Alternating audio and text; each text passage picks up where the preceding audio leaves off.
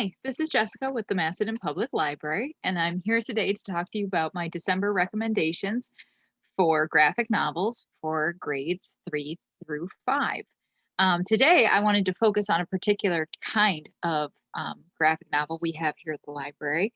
I wanted to focus on our nonfiction graphic novels. And if you recall, nonfiction is something that is true and factual. Fiction are stories that are made up, and nonfiction are the stories that are true and based in fact.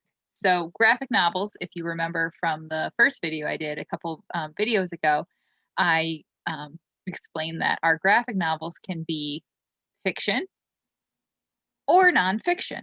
So, we have a mixture of them together.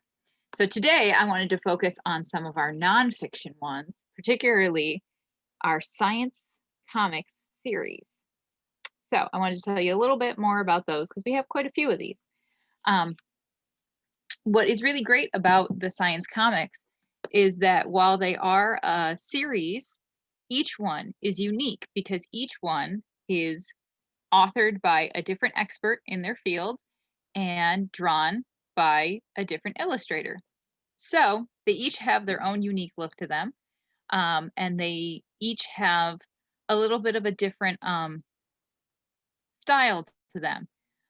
For example, this one here, talking about skyscrapers, um, tells you about engineering while telling you a story about a superhero, explaining to his sidekick how the engineering of a skyscraper works.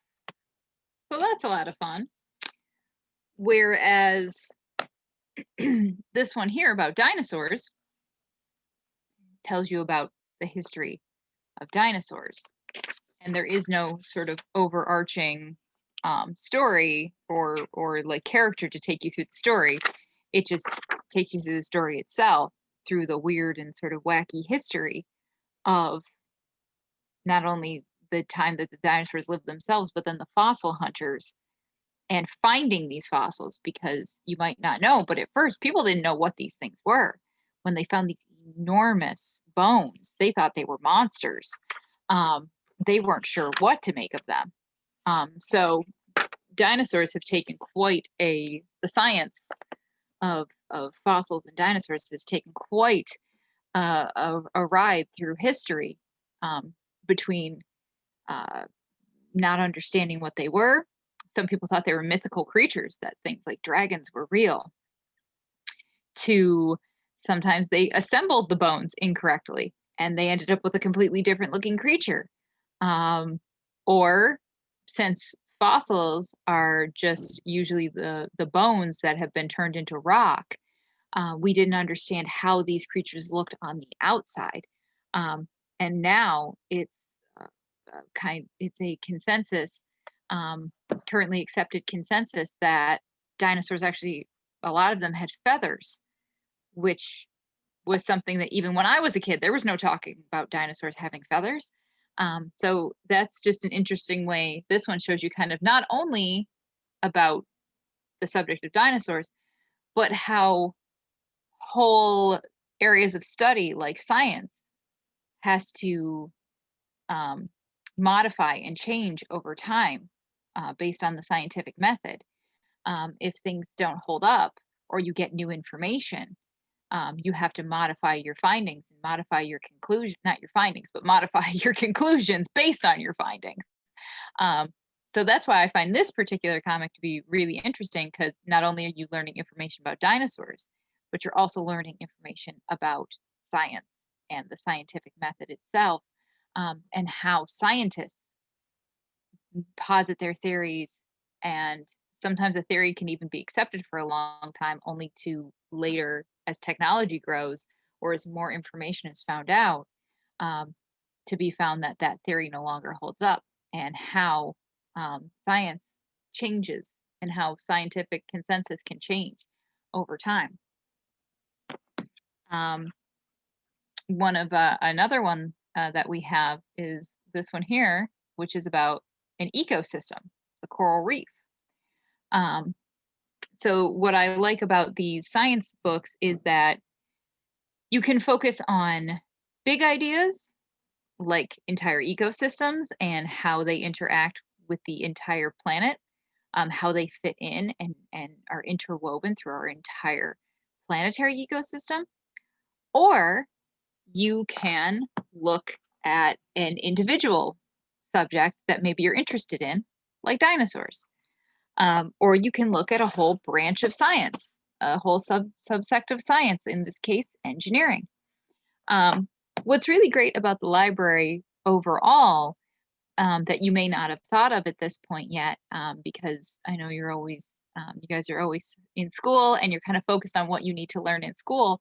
But what's great about the library is that you can come here and find things that maybe you didn't learn about in school or you haven't gotten to yet, or maybe you just didn't even know existed. And you have the opportunity to find things that really interest you. You can discover what your interests are. Maybe your interests so far haven't been covered in school. Um, maybe you're interested in dinosaurs, or maybe you're interested in engineering, and maybe it's something that they just don't have the ability or the time to cover in depth in like a class. But you can come to the library and you can find books on the subject, and you can find those things that interest you. And that's one of the great things about a public library, is that that information is free to everybody. It is here for everyone to enjoy. Um, and it's a great way to discover um, information that follows your interests and what you would like to learn more about.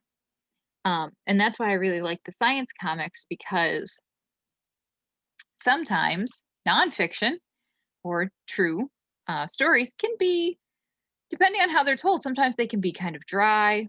Sometimes they're not a whole lot of fun. Sometimes they can be kind of boring. But what I like about these is they are a way to engage with kids your age through not only some great pictures, but also they can kind of tell you those fun stories through history. There's a saying that maybe you've heard that says, truth is stranger than fiction. And I find that is often a very true, is that the stories of the real world are very, very odd sometimes, and they can beat out the imagination of a fictional story. So what's great about these is that whatever your interests are, whatever you want to learn about that day, you can come into the library and find a really interesting, really fun to read and look at graphic novel in our science comics section to learn about those subjects that interest you. Um, they are in our graphic novel section under SCI for science. We have a lot more of them. Um, we have a lot more coming.